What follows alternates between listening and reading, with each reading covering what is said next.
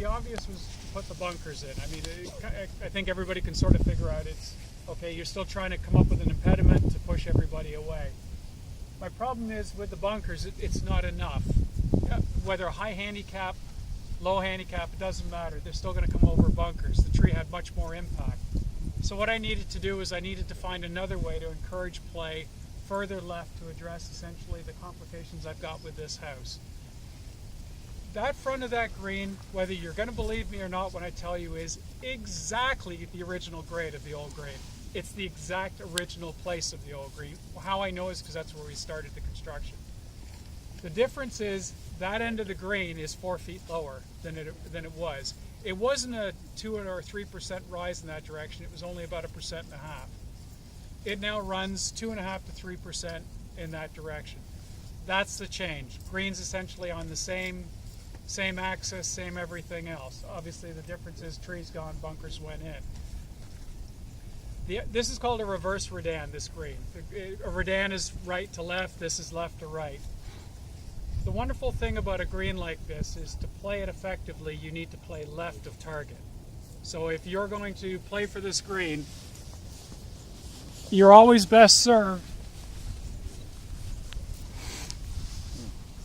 playing for this spot.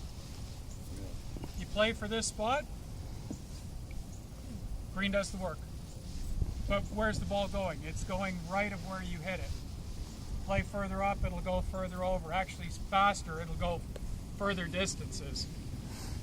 So, thank you. Pin positions run from here. 3 of us are in line and go all the way to the front. Pins are all on this side. There's no pins up here, obviously. That's stating the obvious.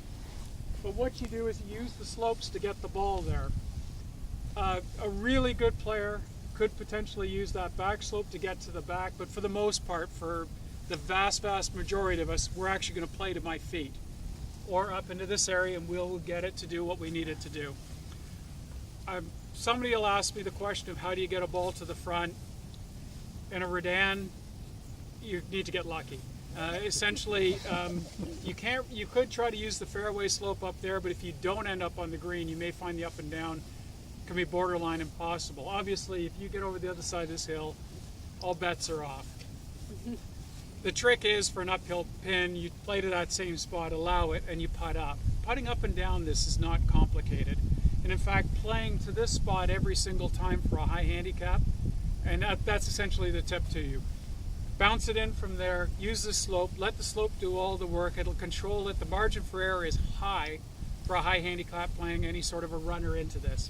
And that's sort of the joy of the hole, is it actually makes it easier for high handicaps to just use the slopes to do all the work. For a good player, you're just going to have to learn, wherever you want to get to, you're going to have to give the amount of distance to address the fact it's going to spin and it's going to take off. So it's going to take off dead right, always. Particularly if you play in a cut, it's really going to take off dead right. So it's all about field. But what I'm saying to you is, it's also, you really shouldn't play beyond this area unless you're a real good player, and you're not going to play beyond these gentlemen here. You shouldn't be chasing a pin back there because you're never going to leave it on the green. You're saying that from here up is non-pinnable. Right. Why did you design a green like that? There's plenty of pin down the bottom, just so that it allows players to use the slopes. You can't put a pin up. Half of every green on every golf course is unpinnable. Unless it's flat and a pitch. All you got to do is put a ridge in the middle and you remove a whole chunk of pin. I don't understand this. So, I mean, I get what you're telling me about where I don't hit the ball, but it's not... It's a concept, and the concept is essentially that it's a green site where you feed the ball to where you want to get to. The reason I went to this concept has to do with the fact you've got adjacent housing. The other thing is, it's damn fun to play. So it's one of those ones where if you're a little bit creative and you can get into sort of 50 yards, you can play bouncing runners. The ball's left, it's an automatic bogey or double or triple. So you can't get the ball to the hole. You can hit it left. If you hit it over the top of that? Anywhere here. No, over the top you can't get it Anywhere there. probably here. You're fine there. You can still put the ball up there and let it do all the work. as long as you don't get above. Once you get above, you're in trouble. Now, why change the green from relatively flat to downhill? I needed play to be primarily played up the left-hand side, and this was a way of sort of forcing everybody's hand a little bit. It has to do with your housing, your adjacent houses. You don't think that house is going to have balls going into the backyard? It's always possible by proximity, but it was possible before, even with everything pitched the other direction. I think you're going to find you're going to always be playing so much to this side, it's going to take that half out of the green. You're not going to hit. You're just not going to play your approach shot that goes directly there is going to be a complete mess. And that's essentially what I'm trying to do. Is I'm trying to control where players primarily play to give myself a larger margin for error. But if there's a pin back there, you're telling us, which is good advice, hit it up there. Yep. But someone who hasn't heard this lecture is probably going to be going for the pin and then sending it over the house. You'll only go down there once and realize how much, if you go for that edge of the green, you're going to bring the out of bounds into play. Mm-hmm. And as a golfer, you always try to favor a side to keep the out of bounds out of play, correct? Yeah. Yeah. But all I'm saying is, like, hitting it up there makes sense. But if the pin's back there and people haven't heard you... But don't you think after one play of watching where the ball's going to go across the green, you're going to learn that I always want to be left? Well, I mean, for the people who play here regularly, yes, but the people who play here occasionally or as guests... But if you have a guest out, what's the first thing you're going to tell them when you get here? Not if you're playing them for money. But even if you look at the pitch of the green, it's common sense. You know it's falling to that side, so you know you're going to have to favor the inside edge. I mean, I travel a lot to play a lot of golf. This is very much something you'd see in a lot of Rainer courses, for example. As soon as you get to any hole that has slope in it on a Rainer course, you know just to go with the flow. Mm-hmm. It never hurts you to just go with.